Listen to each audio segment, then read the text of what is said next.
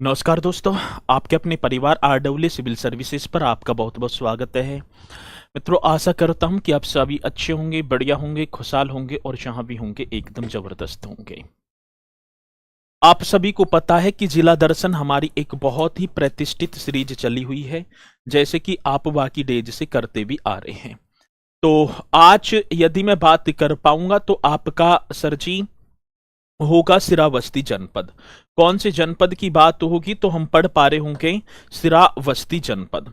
इससे पहले मैंने 17 जनपद आपको करा दिए हैं और मुझे पूर्ण रूप से विश्वास है कि ये जिला दर्शन सीरीज आपकी परीक्षा में बहुत ही ज्यादा कारगर सिद्ध होगी। ठीक है, तो अपने नोट्स वगैरह बनाते चलें।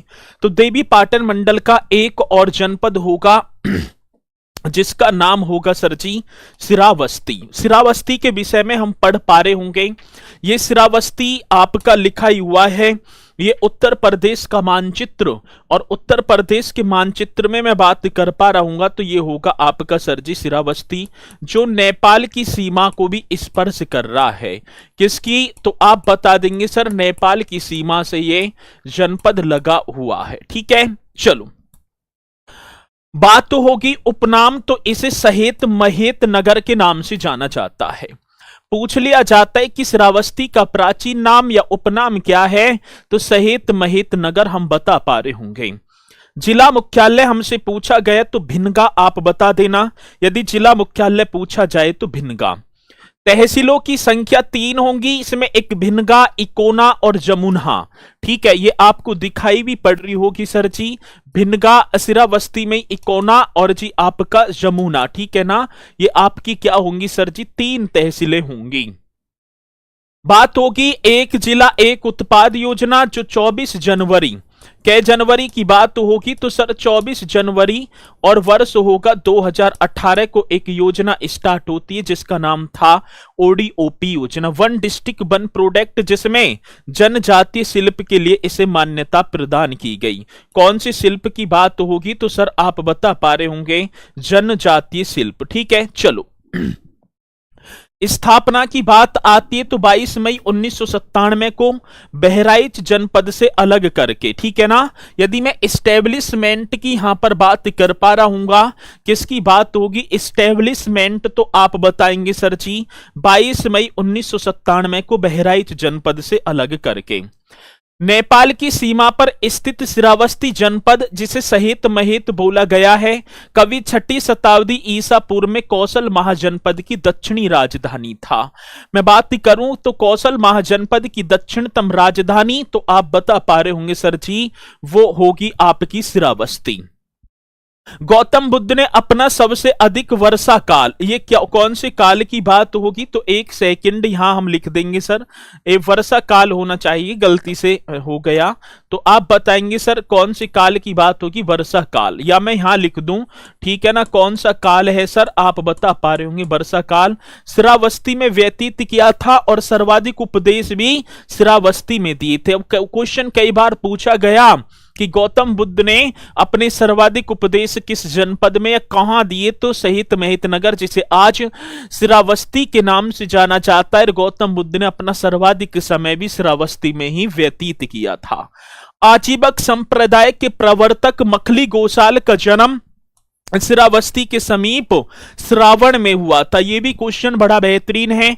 आजीवक संप्रदाय के संस्थापक में बात करूं, मखली गोसाल का जन्म उत्तर प्रदेश राज्य के किस जनपद में हुआ था, तो श्रावस्ती, और श्रावस्ती में भी श्रावण में हुआ था। चलो अगला क्वेश्चन, जैन धर्म के तीसरे तीर्थकर संभवनाथ का जन्म भी श्रावस्ती में हुआ माना जाता है, कि जैन धर्म के जो तीसरे तीर्थकर हैं जिनका नाम संभवनाथ होगा, उनका जन्म भी मेरे भैया श्रावस्ती में हुआ था। पर्यटन स्थल की बात होगी, कौन से स्थल की बात, पर्यटन स्थल।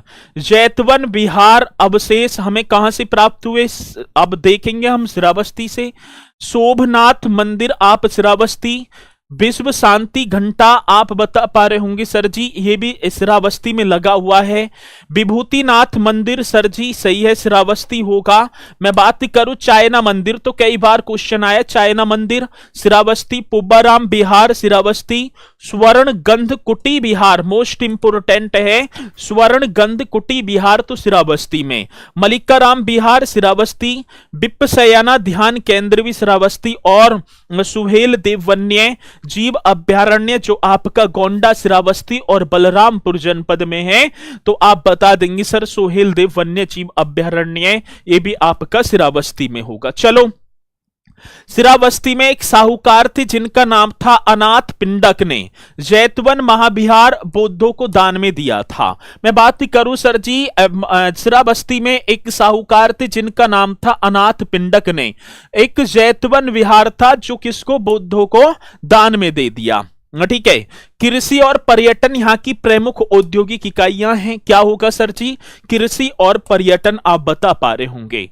श्रावस्ती सबसे कम वैधानिक मतलब विधानसभा नगरों वाला जिला होगा, 2 ही विधानसभा नगर है वैसे चित्रकूट में भी, लेकिन श्रावस्ती महोबा आपको पता होगा, तो सबसे कम वैधानिक नगरों वाला जिला श्रावस्ती।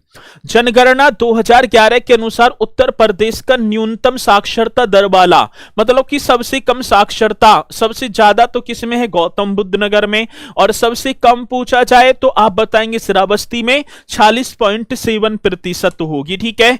अब एक और बात, वर्ष 2011 की जनगणना के अंतिम आंकड़ों के अनुसार सबसे कम महिला साक्षरता दर वाला जनपद भी श्रावस्ती होगा। ठीक है ना। तो क्वेश्चन आता है सबसे कम महिला साक्षरता दर वाला जनपद भी मेरे भैया श्रावस्ती जो 34.8 है।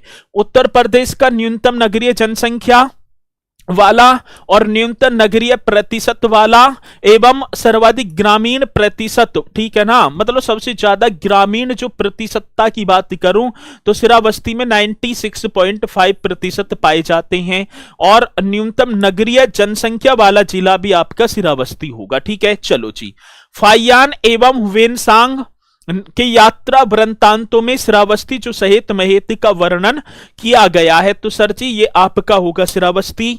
और मुझे उम्मीद है कि आपने बहुत ही शानदार तरीके से श्रावस्ती को किया है। एक बार सभी कमेंट्स करके जरूर बता पा रहे होंगे कि ये जिला दर्शन सीरीज आपके लिए कितनी कारगर सिद्ध होगी, तो आपकी कमेंट्स करेगा मुझे इंतजार। इसी के साथ मित्रों एक नए जिले के साथ मैं कल आपसे मिल पा रहा हूंगा, तो इसी के साथ मैं अपनी वाणी को दूंगा विराम, तो सभी बोलेंगे सर जी जय हिंद जय भारत।